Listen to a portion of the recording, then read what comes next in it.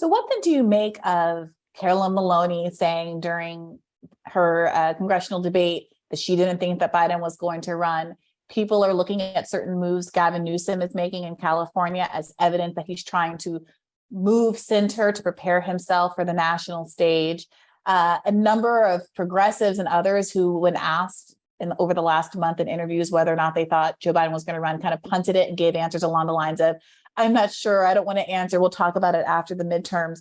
Do you think that means that even if Biden is going to run, there's still going to be a Democratic Party challenger? I do not think that there will be a challenger who is actually an elected Democrat. So Gavin Newsom, there is no way that man has the stones to go up against the whole party establishment. Not a chance. Pritzker is another one that's floated. Who are some of the other ones that, crop? I know for a fact Ro Khanna has, told people very clearly and directly, like he would not run against Biden. Even Bernie said, I wouldn't run if Biden's running, which I think if Bernie is even on the record being like, if my friend Joe is running, I'm out. I think it would be very, very unlikely that an actual elected Democrat challenges him. So it would have to be someone who's an outsider. Obviously, Marianne Williamson, who we both know and love, is thinking possibly in that direction. I personally love Marianne. I think she has a lot to offer, including having a balance of great, like, lefty policy chops, but also a sort of broader, I sort of hate to use the word spiritual, but that's really what it is, a broader lens that I think the country really needs right now, some values beyond just like 1 + 2 = 3.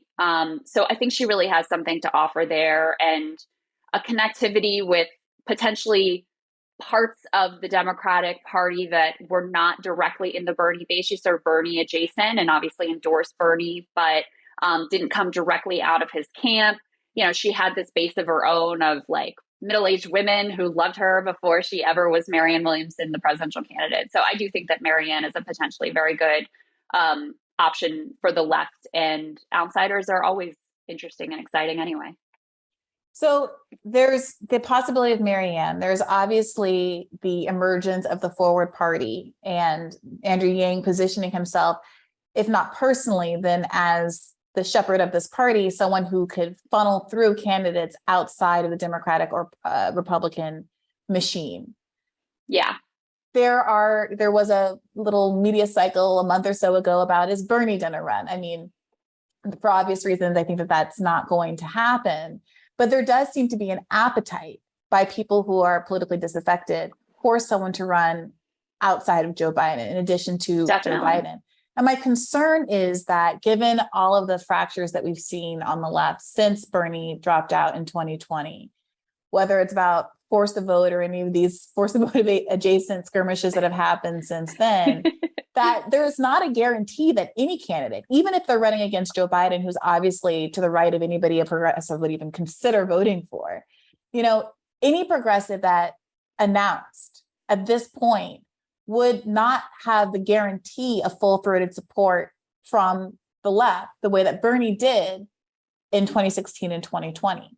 And I look at someone like Marianne and I see how the alliances that have happened would pick at various aspects of her foreign policy stance, would have issues with some of the, statements she's made about various public officials that have died, a certain approach to certain kind of Silicon Valley types that, she might have a personal little knowledge or relationship with. And there are some people who say, well, don't make the perfect be the enemy of the good. She's obviously so superior to Joe Biden that I can overlook any number of things. And there's other people who have been burned so badly who look to someone like Nina Turner and think, well, she tried twice her way. She didn't learn a lesson about how to break free of the Democratic Party. They feel that she bent her knee on certain policy issues and certain messaging issues that speak to how she would also legislate if she were to win, and therefore are more distrustful than they would have been immediately in the wake of Bernie Sanders. And I wonder, do you think that is something that is surmountable? So I think it is a real risk. I mean, with regard to Nina, just because I love her, I have to stand up for her and say, I think the idea, which has been floated, that like if she ran third party, she would have had a better chance in this district, is ludicrous. I mean, this was a district that likes Democrats. And actually, the biggest problem for her, especially in her first run when she came a lot closer, was her like voting for Joe Biden is like eating half a bowl of shit. Like that was a real issue for her in that primary. So I think Nina is as like true and sound and solid a warrior as it possibly gets. Let me just put that out there as my.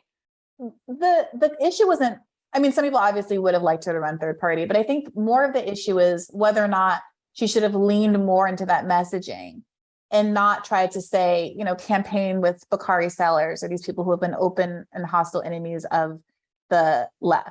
And Yeah. you know what the approach should have been to some of the anti-Semitic. I would love it to be a world where in every district, like leaning into the lefty anti-establishment position was the winning position. I just don't think that was that district. I mean, this was a district that loved Hillary Clinton and liked Joe Biden, especially at that point in his presidency. So I just don't buy into that political analysis in that district. But I don't want to get sidetracked with that, because the broader question is will it be harder to consolidate the left this time around? Yes, I think it will be. On the other hand, look at how when Joe Biden did like the bare minimum on student loan debt, there are a lot of people who are so excited, you know, like Dark Brandon memes and the whole bit. It was like, oh my God, like they were just looking for someone to actually do something. The JB Pritzker fanfic is a good example of this as well, because it was like he hasn't done anything all that crazy amazing as governor of Illinois, but he just like ran on a few good things and then actually delivered on it. And the bar is so low that people are like, oh my God, this is amazing. So I have faith that if you did have a Marianne or someone else who was sort of broadly acceptable to the left, albeit with some, you know, disagreements here or there, that you could see a similar galvanizing, like rallying around this person as a clear alternative to the Democratic establishment. And I just also want to say regarding the Forward Party, I don't think that this is like a serious threat from a left perspective, just based on, and, you know, I say this with respect as someone who's known Andrew even from before he ran for president and consider him a friend and all of those things. But, you know, clearly aligned with these very like corporate friendly types. He's taking corporate money. They don't have a platform or stand for any issues outside of ranked choice voting, which I very much support. And I hope that they get that done. But, you know, as a real sort of like potential place where lefty voters would go, I just don't see that as being likely. Well, I mean, so there's a couple of things there. One is that what I've heard from people when asked about folks like, let's say, Senator Turner, and I do think that that example is instructive because it taught people a lesson about the Democratic Party more than it taught people a lesson about Senator Turner. I don't think it's a lack of confidence in her as a person as much as it is in the possibility of being successful as a leftist in that space. And so people will say things like, you know, if I lived in Cleveland, I would have voted for her. If someone like her, Marianne, were to run on a national level, I would vote for them. However, I would not devote the same personal resources, time, energy, and money into the race as I did with Bernie Sanders, because I'm not sufficiently confident that the Democratic Party wouldn't invest more resources, which it obviously has more of, in defeating them. And since we do have this working class movement and somebody's $27 is a much harder hit than AIPAC's 2.7 million, that's the calculation people are doing. And they want some proof that either something different is going to happen this time. And now we've got all of these cases of people trying to run inside and it not working. Or alternatively, that someone is going to show the chutzpah to run outside of the context of the Democratic Party, which might be, it's going to be certainly even a harder, heavier lift, but demonstrates the kind of bravery that would make people invest even if they don't have a lot to give. So I don't have any hostility to third parties. I just think as long as we have, you know, the political system that we do, it is much more likely, as much as I acknowledge all the obstacles within the Democratic Party, to find success there than it is to find success starting from scratch as a third party candidate. I mean, we have first past the post voting. It basically forces us into this two-party system. And that's the reality we face today. So as much as there were a million obstacles in Bernie's way, he still came a hell of a lot closer than even the best third party candidates have, in our modern political system. So that's number one.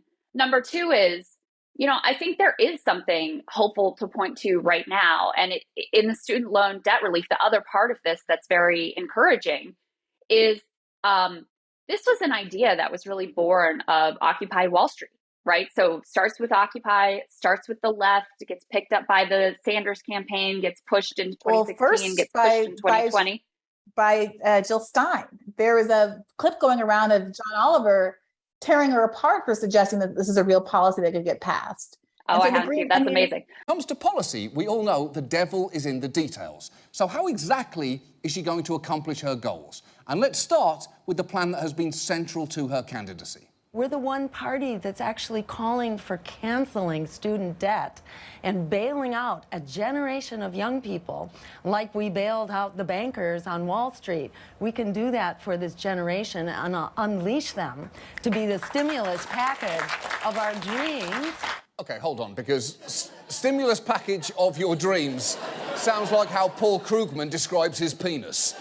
But she is right. Student debt is a massive $1.3 trillion problem. Cancelling it is Stein's flagship proposal. It is to her campaign what the border wall is to Donald Trump's. So you would assume that she has a well-thought-out, coherent plan. My campaign is the only one that will do for young people what our misleaders saw fit to do for Wall Street not that long ago. It was about $4 trillion in free money in the form of so-called quantitative easing, which is a magic trick that basically people don't need to understand any more about than that it is a magic trick.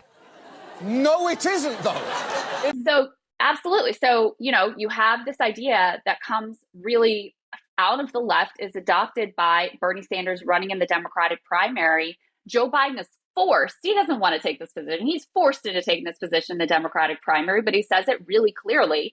And then he's completely reluctant to do it as president. But again, because he had made that promise so clearly, and because there was a very clear electoral ramification staring them in the face for not delivering, he's again forced into actually making good on that. So I just offer that as a hopeful example that it's not all impossible. Like, yes, we recognize this is insufficient and that there's a lot more to do. But in some ways, the fact that Joe Biden is like such an enemy of these ideas and over the 50 years of his career has been on the complete wrong side of all of them. But still, by the pressure of like the left movements over time and the Sanders campaign really popularizing this idea in the Democratic primary, this is forced upon even one of like the the villains in the Democratic Party. So to me, that's a very hopeful thing. And I just don't see, as I'm a huge supporter of the labor movement. I think it makes a lot of sense to invest a lot of time, energy, effort, everything we can into that. But you have to have both. You have to have electoral strategy. You have to have the labor organizing that helps create sort of grassroots democracy, and the two things then build and feed on each other. So I think another way to characterize your framing just there, which I think is accurate about what caused Biden to eventually bend the knee. And I do just also want to be clear that he still has not fulfilled the totality of his campaign promise. He promised to cancel all student loan debt for graduates of HBCUs and public universities making under $125,000 per year. And a lot of HBCU graduates and an enormous number of public university graduates haven't forgotten that particular promise. But the reason why he was under pressure is because there were grassroots leaders who did all the door knocking, who won Georgia, who are disproportionately Black females burdened by student debt, who have been telling the administration that there are real electoral consequences at stake here. And I would argue that if it is the fear that you might lose, if it is the fear that midterms are going to be an even bigger bloodbath, if it's electoral consequences that are ultimately moving Biden's hand, it's not clear to me that it makes sense to say that a third party candidate with the power to, yes, have the spoiler effect isn't exactly what's necessary to get the best outcome, especially when you're talking about you're weighing the pressure of a third party campaign and getting Biden to come to the table and do what he needs to do against an insider run for presidency, which I would love to be effective, but we've now seen Bernie Sanders, a preternaturally capable candidate, better positioned than almost anyone I can imagine. Certainly anybody else that I could be thinking of right now in this historical moment, still trying, beating out everybody in fundraising and losing. And I really take the point that there is a certain impossibility to the idea of running as an outsider, but only if you think of the only gain being getting into 1600 Pennsylvania Avenue. If you think leverage. But let me say though, even on this student, just if we focus on student debt, why did Biden take that position in the primary? It's because he was going to lose the primary if he didn't. I mean, that's where the pressure came from that forced him into that position, is the fact that you have Bernie Sanders having run in 2016 and Bernie Sanders having run in 2020 and in the Democratic primary, forcing this issue on the table and forcing him to take a position that he doesn't want to take. So even in that example of the student loan debt relief, it mattered to be on that stage, pressuring him directly. Joe Biden didn't care what Jill Stein or, the Green Party was saying. He was forced into that position because of what was happening in the Democratic primary. It's an interesting question whether or not Bernie Sanders, had he gone rogue in 2016 or gone rogue in 2020, whether he would have had a greater or lesser effect. And I think that before Bernie lost in 2020, the arguments against third parties and people operating outside of the Democratic Party were a lot stronger. In a world where we had such a capable candidate that still was derailed, all of the kind of like, this is the serious person's way to do it kind of arguments, all of the, you just got to do it within the Democratic Party arguments, they lost a lot of teeth as far as I'm concerned. You have to be able to show, and look, I adore Marianne, but it is going to be, it is almost as difficult to imagine a real victory there, in the same way as it is difficult to imagine a victory by any of the third party candidates that I've admired and voted for. See, I don't agree with that. Or even a Bernie 2016. Tell me why. I don't agree with that at all, because we have the historical record. Like, Bernie came very close twice. We don't have a third party who came very close in modern history. So, Ross Perot was the best example. And, even since that time, sort of things have changed. And also he was fairly in a lot of ways corporate friendly, as a different situation. But we have the record of Bernie coming quite close. And I'm not interested in raising an awareness, or I shouldn't say that. I am interested in the idea of raising awareness around issues. I'm more interested in actually winning the presidency and the powers that entails, because we do see that when even a Joe Biden decides he wants to move, there's tremendous powers in that office. We saw that also with, Trump, who we got lucky was too incompetent to actually really wield the power. But if you look at the work, for example, I think David Dayen does the best work on this over at the American Prospect, of all of the actions, the executive orders that, forgetting Congress, the president could take to help provide people with, drug pricing relief and which he doesn't do, and all of those things. To me, it's really important that we try to actually get someone in the White House, so that we're not just pressuring around the edges on this issue and that issue and settling for half a loaf like we are right now with student loan debt relief. So I take the point that, maybe there's a third party route to pressure on one particular area or the other. Although, frankly, I think that has mostly come from grassroots organizers and within the Democratic primary context. But if your goal is to win the White House, I don't think that the obstacles are comparable. I fully acknowledge there are a million obstacles within the Democratic Party. They don't want you to succeed. It's very difficult. They will try to rig it against you like they did to Bernie in 2016. All of that is 100% true. Third party in American political context, given the way that our voting system is right now, it's just not set up to succeed. Yeah, it's not about raising awareness. It's about using electoral pressure and the threat of throwing an election to get the person who is in all likelihood going to continue to be the president, who's Joe Biden, to actually capitulate in the way that he's finally done around student debt, exactly because of that kind of electoral pressure. And it's also about considering the longer game than just this 4 to 8 year cycle. I think a lot of people are frustrated because they think that even if Bernie Sanders were to have won, or even if your ideal progressive candidate, or even a marginally better than Biden progressive candidate were to get into the White House, you would still be in the situation where they faced the intransigence of the Senate, where there are all kinds of lobbying pressures to not follow through on the executive orders, which Joe Biden absolutely could be executing, in which he does not, per Dan's excellent tracker for the most part. And that it is the movement energy and the threat of there being a real movement that is kind of embodied by a third party run that forces you to do it. And that's the story we tell all the time about FDR.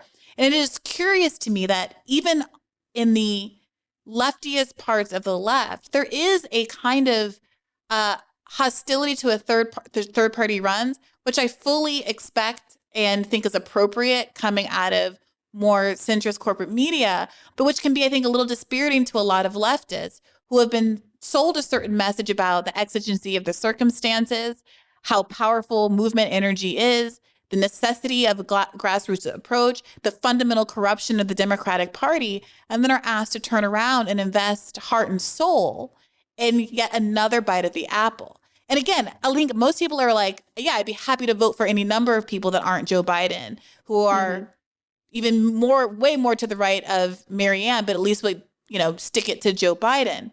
But whether is voting enough? Bernie Sanders was able to survive because he was able to raise all that money. And my question is someone going to be able to inspire working class people who don't have a lot of spare in the same way that Bernie Sanders was able to do?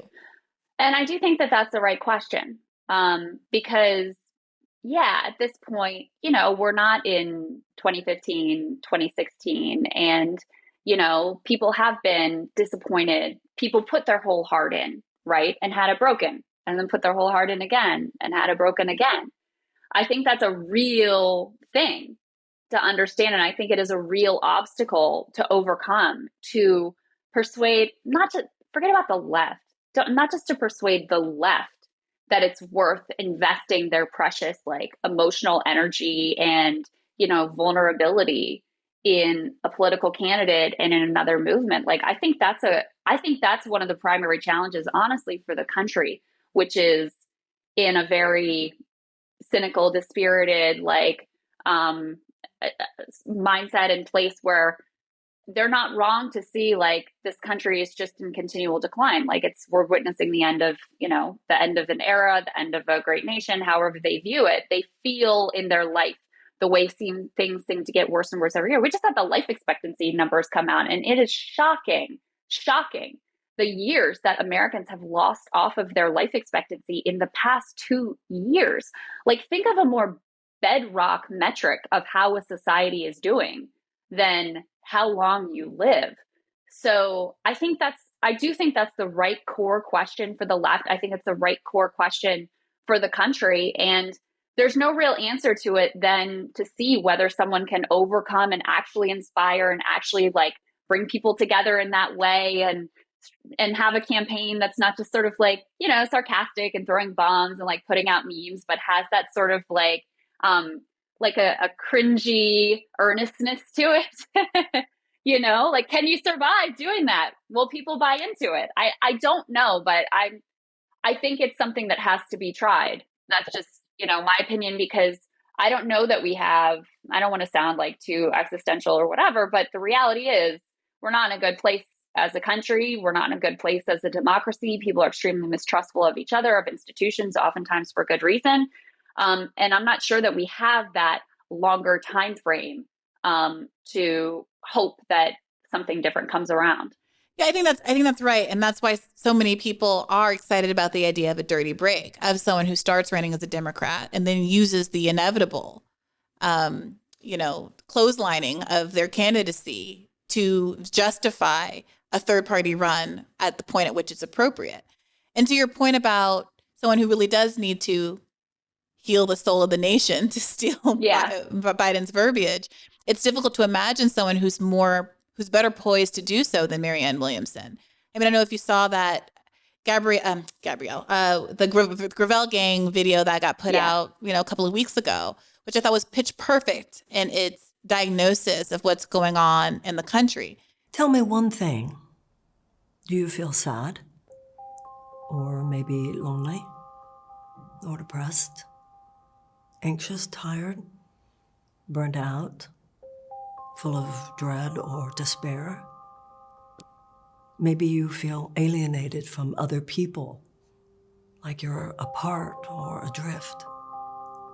If so, you are not alone. Everyone, practically everyone, is feeling the same way. And I think that her being a kind of extra political figure for so long gives her credibility in weighing in on some of these issues in a way that is genuinely healing and which people can trust. She hasn't been there in the wings of every bad policy decision by Democrats or Republicans, cheering it on and having to rehabilitate her image from that. At the same time, if it is going to be someone like that, if there is going to be a left challenger to Joe Biden, and I've been saying this, I would rather have the conversation sooner rather than later about what the left will and will not accept and get behind. So we're not in a place where there are multiple challengers or, there's an announcement made already and half the left is focused on an Afghanistan withdrawal tweet, for instance, and not about whether or not it's obviously the case that, let's say, a Marianne Williamson is a superior person to have in the Oval Office than Joe Biden.